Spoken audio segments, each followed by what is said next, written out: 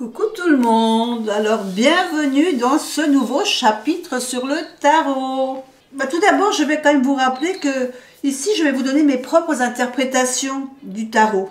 Donc, à vous de prendre ce qui vous intéresse, ce qui vous parle, et puis de compléter mes explications peut-être par des recherches personnelles, dans des livres, soit dans d'autres vidéos sur YouTube, pour approfondir vos connaissances, parce que ce que je vais vous dire n'est pas une liste exhaustive, évidemment, de l'interprétation de cette carte. Par contre, ce que je vous recommande, c'est de vous faire confiance, à votre intuition, votre ressenti, vis-à-vis de l'imagerie de votre tarot. Hein, vous pouvez compléter quand même vos prédictions par ce que vous ressentez en regardant votre carte. Voilà. Ceci étant dit, on passe aujourd'hui à une nouvelle carte. Alors aujourd'hui, on se retrouve pour nos amoureux. Nos amoureux, c'est la carte numéro 6 dans les cartes majeures du tarot Rider-Waite, qui est souvent représentée donc par ces deux personnages, entourés chacun d'un arbre avec une montagne au milieu surmontée d'un ange. Ça, c'est dans le classique. Dans les nouveaux tarots, ici, comme par exemple dans le Lycir, on a vraiment les amoureux. Et puis, dans le tarot Enchantement, on a ici des amoureux, mais déjà d'un certain âge, donc l'amour qui dure, et que l'amour n'a pas d'âge. Voilà, suivant la vision de chacun. Pour moi, les amoureux, c'est ni positif ni négatif. Je ne peux pas dire que ce soit une carte positive, puisqu'il y a quand même ici dans le Rider classique le choix. Une question de choix à faire. Alors le choix, il peut être positif ou négatif. Tout dépend de voilà, ce qu'on va choisir. Donc on ne peut pas dire que c'est une carte qui est spécialement positive. Mais elle n'est pas non plus négative. Mais il y a cette notion de choix. De choix, parce que ici, dans le Rider, on représente quand même Adam et Ève. Hein, ici, avec l'arbre et les fruits de la tentation.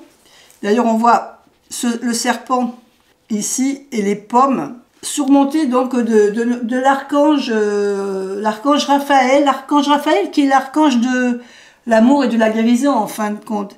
Et on voit souvent Ève qui regarde l'archange pour avoir un bon conseil, pour qu'il l'aide à choisir, à faire le bon choix. La montagne qui est placée ici au milieu entre les deux arbres, représente l'ascension spirituelle de celui qui saura réconcilier les différentes forces entre les deux personnages.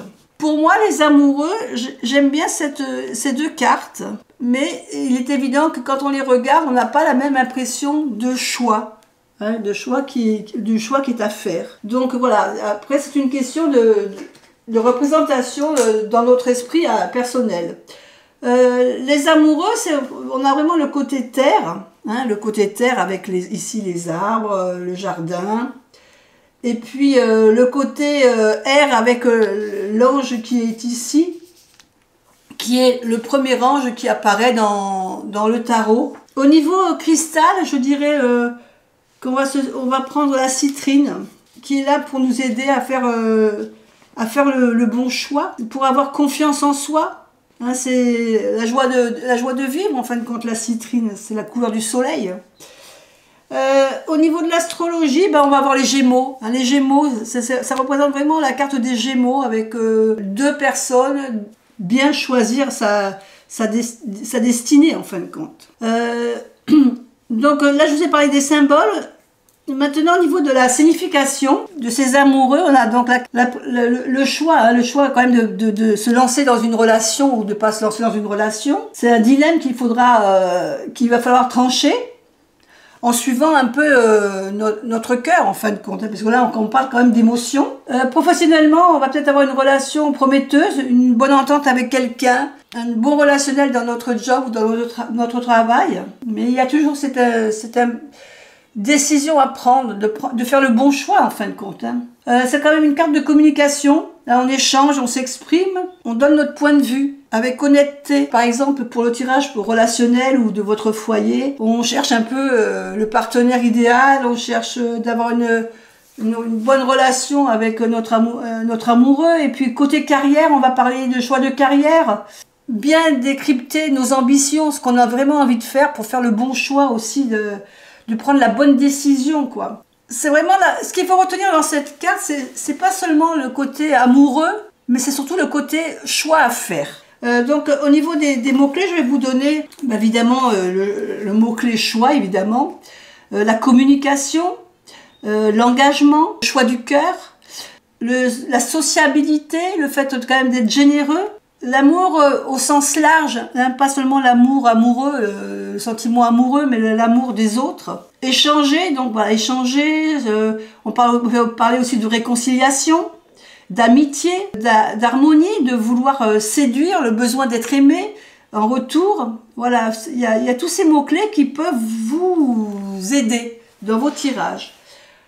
Moi, ce que je vais retenir au niveau de la carte des amoureux, donc pour moi, ça sera genre une personne, pas forcément, on dit souvent que les amoureux sont jeunes. Pour moi, ils sont pas forcément jeunes, parce que l'amour, comme on a vu ici, ça peut toucher tous les âges. Mais moi, pour moi, cette carte, c'est vraiment une carte de décision, une décision de choix ou d'engagement, qui peut être soit affectif ou soit amitié aussi, mais aussi dans le travail. Voilà, c'est une décision à prendre, un engagement à prendre envers quelque chose ou quelqu'un. Je ne sais pas encore vraiment comment je vais la représenter, cette carte. J'aime beaucoup celle-ci, hein, de cartes où on voit ce couple. Mais en fin de compte, là, on a l'impression qu'on parle que d'amour. Et moi, je voudrais vraiment faire une carte de choix. Donc, est-ce que je ne vais pas faire soit, sans représenter spécialement des personnages, mais peut-être une sorte de poteau indicateur avec plusieurs directions. Vous voyez ce que je veux dire? Peut-être la direction sentimentale, émotionnelle, la direction travail, la direction autre, amitié. Vous voyez, peut-être ce genre d'indication visuelle plutôt que le côté amoureux, puisque cette carte-là ne parle d'amour, mais pas seulement. Ça peut être amical, ça peut être, voilà, il y a plusieurs sortes d'amour d'un travail, mais pas que l'amour d'une personne. Donc j'ai beaucoup de mal à définir en fin de compte le visuel de ma future carte. Mais bon, je reste un peu dans cette idée de poteau indicateur avec différents choix à faire. Et vous, qu'est-ce que vous mettriez dans votre carte des amoureux? Que le côté sentimental, ou bien vous représenteriez autre chose que les sentiments? J'ai hâte de vous lire. Et je vous fais des bisous et je vous dis à bientôt pour une autre vidéo.